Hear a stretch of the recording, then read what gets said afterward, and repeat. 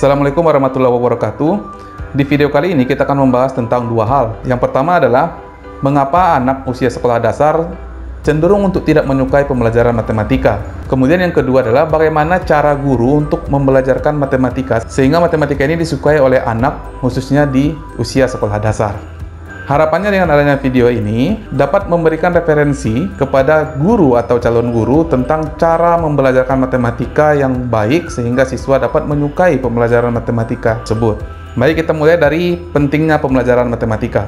Kita sama-sama memahami bahwa pembelajaran matematika harus dikuasai oleh siswa khususnya di tingkat sekolah dasar.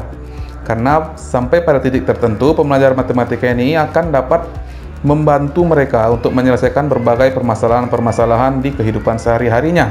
Jika kita tinjau pada kurikulum pendidikan kita, maka di setiap jenjang pendidikan itu tidak akan terlepas dari pembelajaran matematika, mulai dari tingkat sekolah dasar, menengah, atas, hingga perguruan tinggi. Nah, itu menunjukkan bahwa pembelajaran matematika ini menjadi yang sangat krusial untuk dipahami oleh setiap individu. Nah, namun pada kenyataannya, berdasarkan data yang dikeluarkan oleh PISA update tahun 2018, karena PISA ini update tiap 3 tahun, dan data terupdate-nya itu adalah di tahun 2018, per video ini diambil, data PISA menunjukkan bahwa tingkat pengetahuan matematika siswa di Indonesia masih dalam kategori rendah. Bagi yang belum tahu, PISA itu adalah Program of International Student Assessment, yang mana ini dikelola oleh lembaga yang kredibel dan pengetahuan yang diukur ada 3, yaitu matematika itu sendiri, kemudian sains, dan bahasa atau membaca. Nah, khusus pada pembelajaran matematika atau pengetahuan matematika, siswa di Indonesia berada pada peringkat terendah. Nah, ini menjadi hal yang perlu untuk sama-sama diselesaikan atau dipecahkan permasalahannya.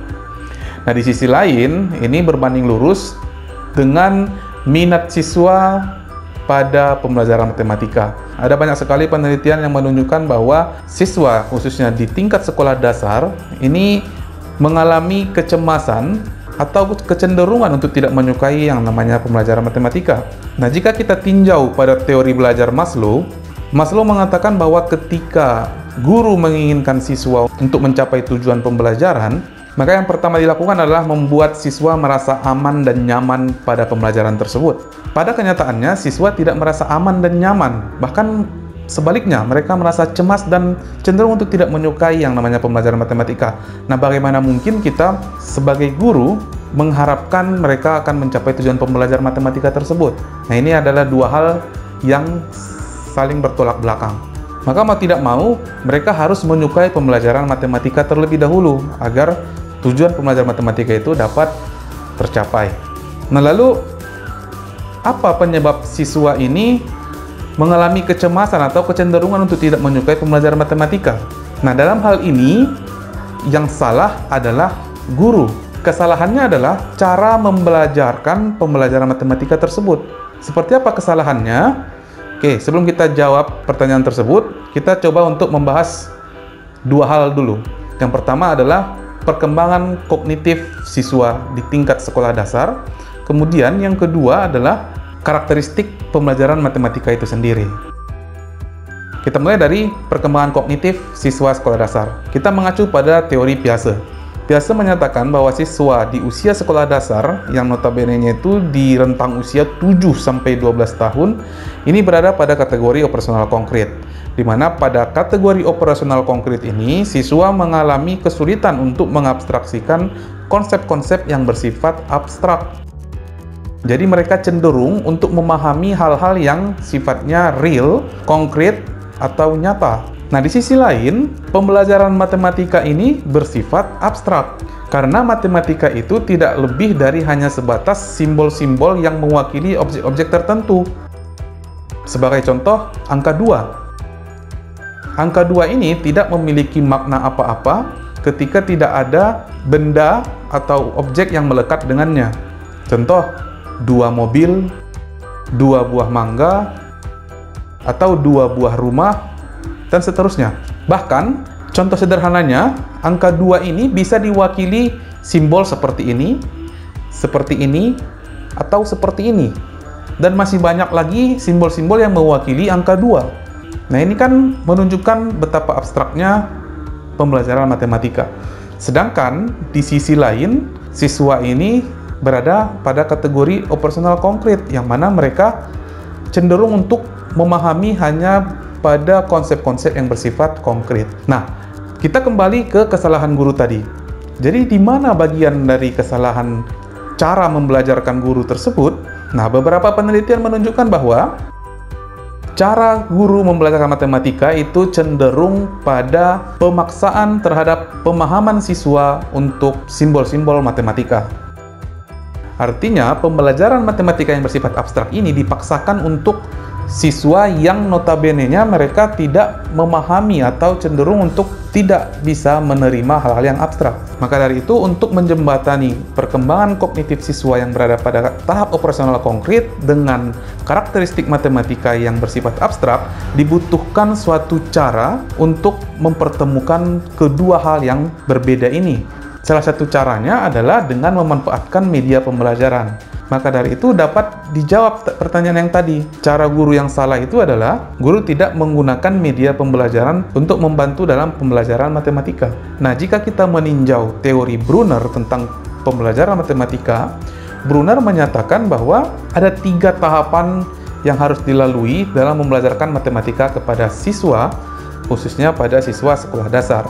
Yang pertama adalah tahapan enaktif, kemudian yang kedua adalah tahapan ikonik, dan yang ketiga adalah tahapan simbolik.